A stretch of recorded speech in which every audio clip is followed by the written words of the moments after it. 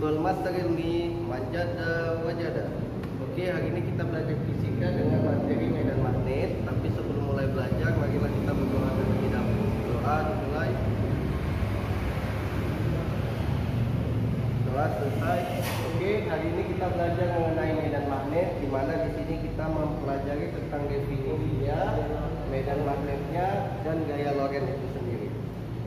Nah, langsung saja untuk yang pertama yaitu definisi. Nah, apa itu sih medan magnet? Medan magnet ya. Nah, medan magnet itu ya medan daerah ya. Jadi medan magnet adalah suatu daerah di mana benda lain masih mengalami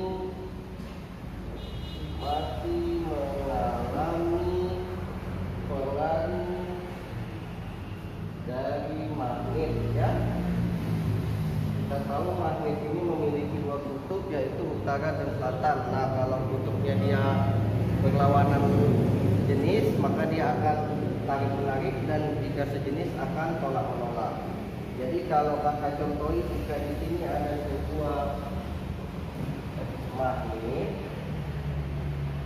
ya, jadi medan magnet itu inilah daerah-daerah yang masih dipengaruhi oleh magnet itu namanya medan magnet. Nah, tadi kakak bilang memiliki dua kutub, yaitu utara dan selatan ya, utara dan selatan. Kalau dia sejenis, ini akan tolak menolak. Kalau tak sejenis, ini akan tarik menarik.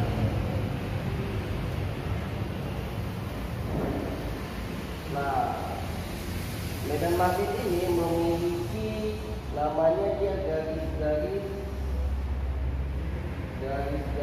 gaya magnet ya, yang arahnya dia selalu dari pusat balik lagi dari pusat ke utara, balik ke selatan. Jadi kalau kakak tambahkan dia seperti ini ya.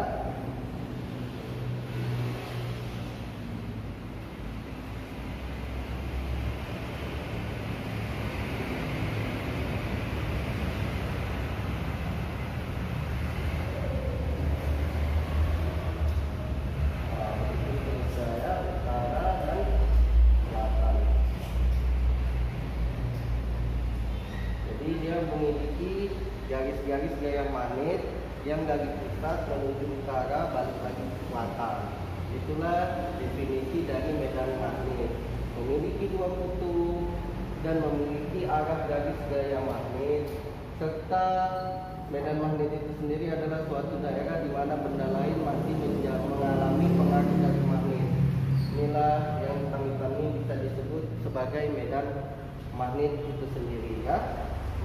Oke, selanjutnya yang kedua itu ada medan magnet.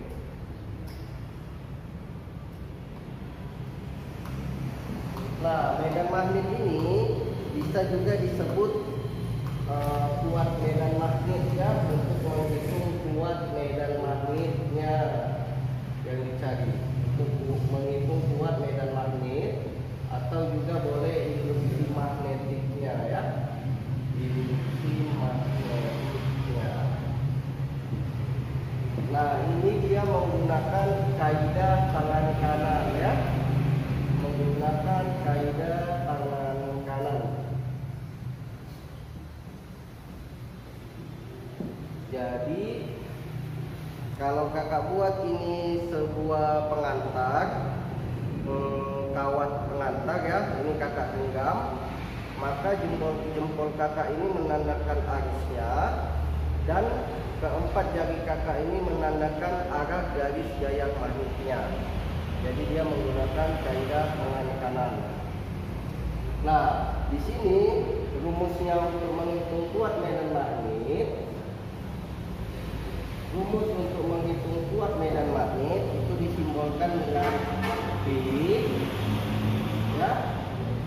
Di sini disimbolkan dengan B, di mana rumusnya U0 dikali I dikali N per 2Vn. Jadi rumusnya U0 kali I kali N per 2Vn.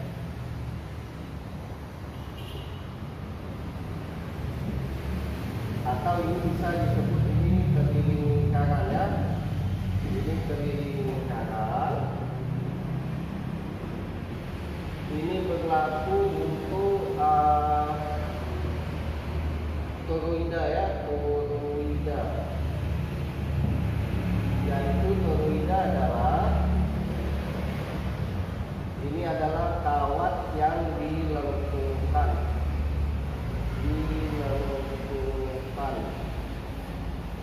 Nah, untuk ini kawat yang dilengkungkan ini tidak memiliki N, ya. Jadi rumusnya adalah U0 dikali I per 2Vn. Nah, ini untuk toroida. Satu lagi untuk namanya kawat berarus. Jadi kalau tadi toroida itu bentuknya seperti ini, kalau dia kawat berarus, kita gambarkan seperti ini saja, ya.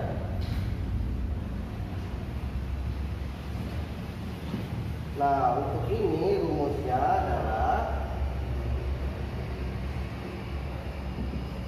B sama dengan U0 dikali I dikali N per 2L. B sama dengan U0 dikali I dikali N per 2L. Ini untuk menghitung yang di titik pusat kumparan atau titik pusat kawat, ya.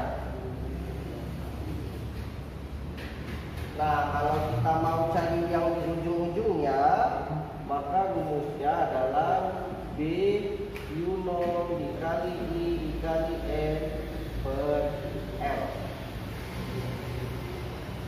Ini untuk menghitung kuat medan magnet di ujung kumparan.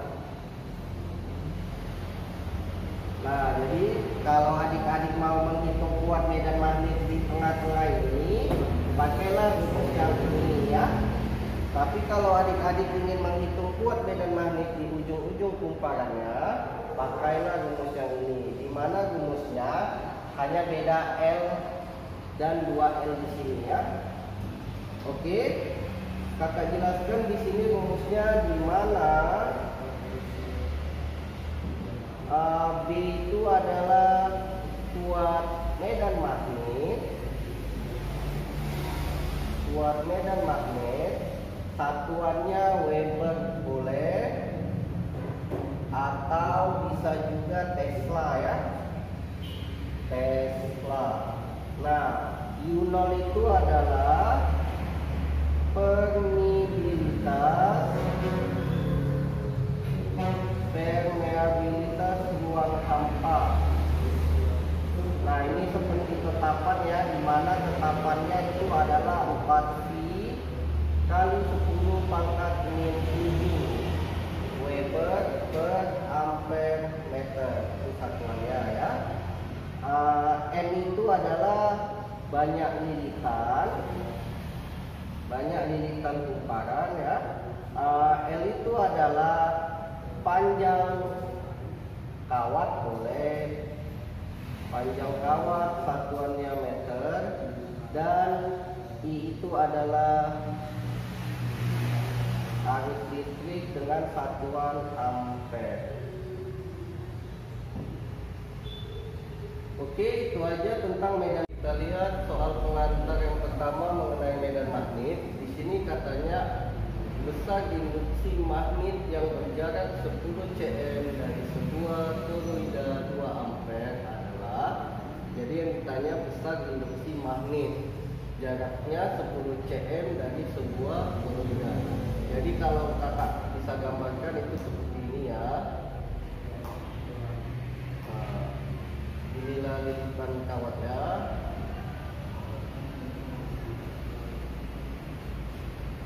Nah, katanya berjarak 10 cm. Anggaplah ini ya. Anggaplah ini 10 cm. Nah, besar induksi magnet di sini berapa ya? Jadi sebelum kita jawab, kita lihat apa-apa saja yang diketahui pada soal. Ini R-nya jaraknya itu 10 cm dan arusnya itu adalah 2 ampere ya. Yang ditanya adalah B, induksi magnetnya. Oke, jawab. Kita masukkan rumusnya. Nah, sebelumnya kita lihat dulu satuan-satuannya apakah sudah sinkron. Ininya cm, ininya ampere, maka mau tidak mau ini harus kita ubah ke meter ya adik-adik. Jadi di sini kakak buat 0,1 meter. Oke, selanjutnya setelah satuannya sudah sama, kita lihat rumus untuk menghitung induksi magnet. Ada ini, dan ini. Kalau kita perhatikan soalnya, sebuah toroida, berarti kita memakai rumus yang ini ya. Maka B sama dengan U0 kali I per 2πx. Oke, selanjutnya karena tadi satuannya sudah kita ubah, kita langsung masukkan saja. Ini adalah tetapan 4π kali 10 pangkat min 7 dikali 2 per 2π dikali 0,1. Oke, coba disederhanakan apa saja yang bisa kita matikan. Sama-sama V ini mati ya. Ini sama-sama 2 bisa mati juga. Maka tinggal 4. Ini kan dia 10 pangkat min 1 ya. Pangkat negatif kita naikkan ke atas jadi pangkat positif. Maka ini adalah 4 kali 10 pangkat min 6 Tesla. Maka jawabannya adalah A. Oke, selanjutnya yang kedua, besar induksi magnet di suatu titik dari penghantar yang lurus dialiri arus I sebanding dengan. Nah, kalau kita lihat yang ditanya besar induksinya ya, yang ditanya, jadi yang ditanya di sini adalah besar induksinya. Besar induksinya itu sebanding dengan apa ya? Nah, kita lihat aja, kita perhatikan aja rumusnya. Ini ada 3 rumus. Nah, kalau dia pemahaman sebanding berarti dia yang di atas. Ini artinya sebanding ya. Ini artinya sebanding. Nah, kalau yang di bawah ini artinya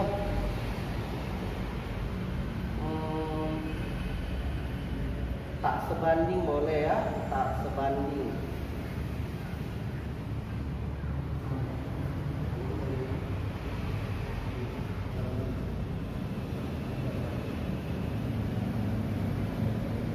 Jadi yang di atas dia artinya sebanding, yang di bawah artinya tak sebanding. Nah, itu artinya jika dia sebanding, jadi maksud rumusnya untuk membesar medan magnet ini, maka kita harus memperbesar arusnya dan jumlah lilitan pada penghantar.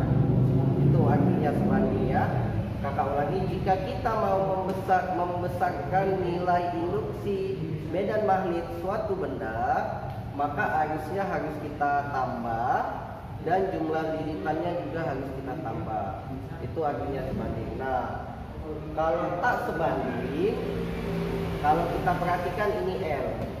Jadi kalau kita mau memperbesar medan magnetnya, induksi magnetnya, nah panjang kawatnya harus kita kecili, itu dia. Atau kalau kita mau mengecili induksi magnetnya, maka kita harus menambah panjang kawat penghantar itu sendiri. Oke, nah untuk SP2 ini katanya cukup sebanding. Berarti induksi magnet itu sebanding dengan permeabilitas, kuat arus, dan jumlah lintah.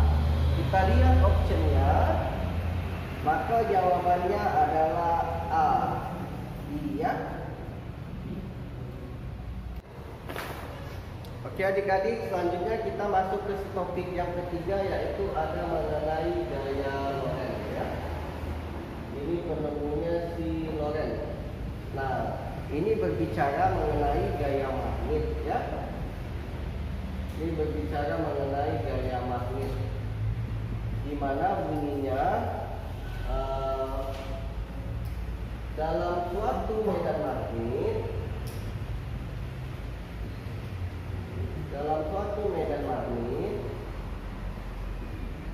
terjadi suatu gaya yang bergerak ke atas akibat medan magnet yang homogen atau yang sejenis ya. Jadi gaya Lorentz ini adalah menceritakan tentang gaya magnet, di mana bunyinya dalam suatu medan magnet terjadi suatu gaya yang bergerak ke atas akibat medan magnet yang homogen. Jadi dia melakukan percobaan ketika meletakkan sebuah logam di atas kawat yang berarus. Ternyata setelah beberapa lama logamnya itu mengalami pemuaian ke atas. Jadi itulah gaya Lorentz tadi ya, menyebabkan suatu gaya yang ke atas arahnya. Nah, untuk gaya Lorentz itu sendiri rumusnya adalah disimbolkan dengan FL ya. FL sama dengan I dikali B. FL sama dengan I dikali B. Nah, setelah itu gaya Lorentz melakukan percobaan untuk menghitung gaya Lorentz pada kawat berarus, kawat sejajar,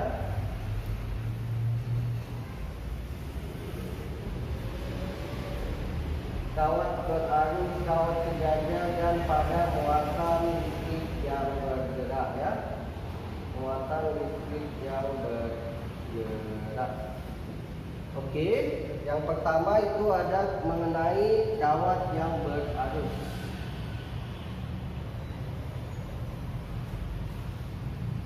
Kawat berarus. Nah, di sini kita gambarkan dia seperti ini ya. Ini maka inilah yang disebut apanya, garis-garis gaya magnetnya ya. Nah, maka rumusnya adalah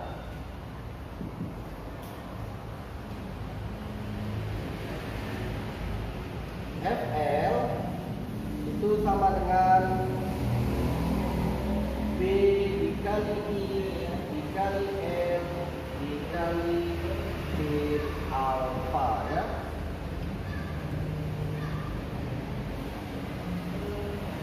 FL sama dengan B kali I dikali N dikali sin alfa. Selanjutnya untuk kawat yang sejajar, itu bisa digambarkan seperti ini.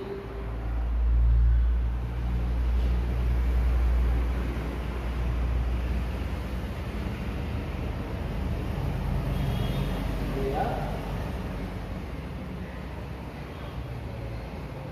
Jadi mencari medan magnet di sini itu rumusnya adalah Fn sama dengan B dikali I1 dikali I2 dikali L per 2Vn. Itu untuk kawat yang sejajar. Nah, selanjutnya yang terakhir untuk muatan yang bergerak.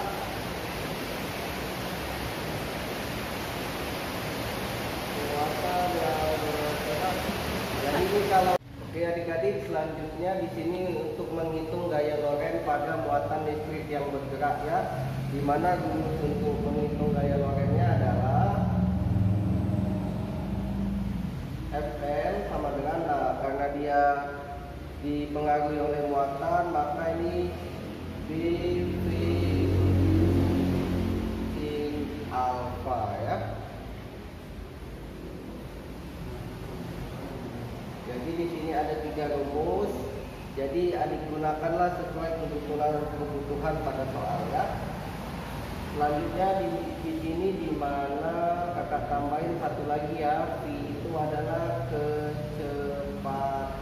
kecepatan muatan listrik. Satuannya itu meter per sekon, dan Q adalah muatan listrik. Satuannya adalah kolom. Dan sin alfa ini adalah sudut yang dibentuk antara arus listrik dan garis-garis medan magnetnya. Oke, biar adik-adik lebih paham, coba kita lihat soal pengantar mengenai gaya Lorentz ya. Di sini katanya ada sepotong kawat lurus dengan panjang 2 meter dialiri arus 3/2 ampere dan diletakkan pada daerah medan magnet 0,5 Tesla.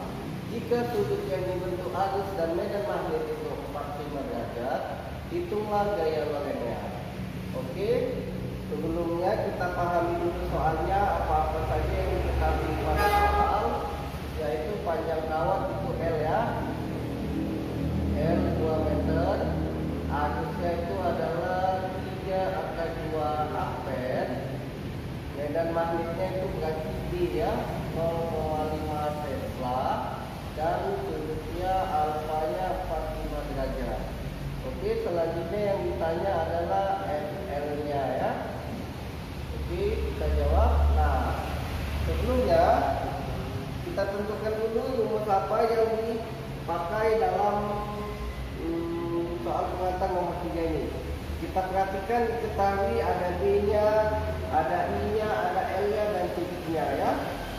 Berarti ini, dan di soal juga dijelaskan, ini adalah kawat lurus berarus ya. Maka rumusnya kita gunakan adalah FL sama dengan BIL sin alfa.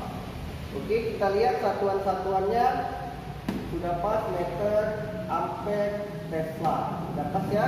Jadi bisa kita masukkan ke dalam rumus, yaitu B-nya itu 0,5, I-nya 3/2, L-nya 2, dan sin 45 derajat.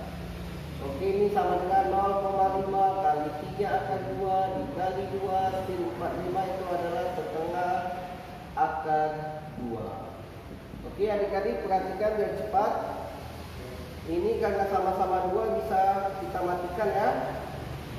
Nah, selanjutnya ini akar 2 dikali akar 2 itu hasilnya 2 ya.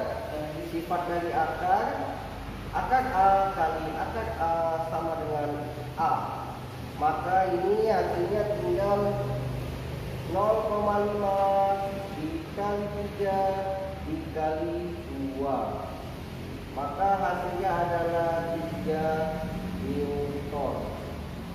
Maka jawabannya adalah D. Jadi besar gaya lorennya yaitu sebesar 3 Newton. Jadi katanya ada kawat lurus dengan panjang 2 meter dialiri arus I sebesar 3/2 ampere. Habis itu di dalam medan magnet itu 0,5 Tesla. Itulah F-nya.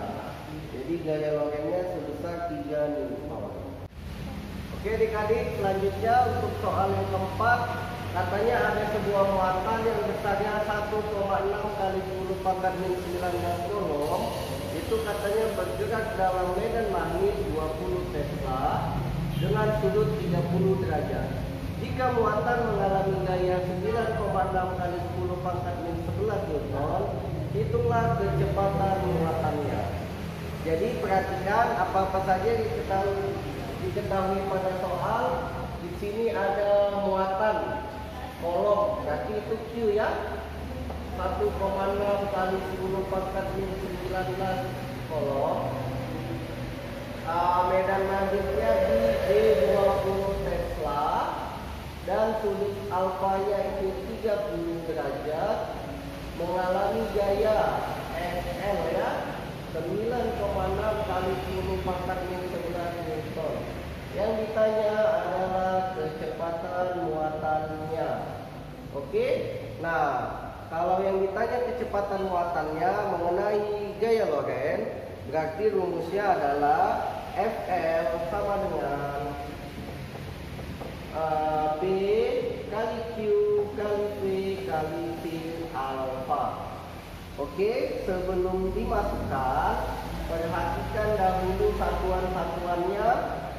Ini sudah kolom, sudah Tesla, sudah Newton, pas ya. Maka boleh kita masukkan.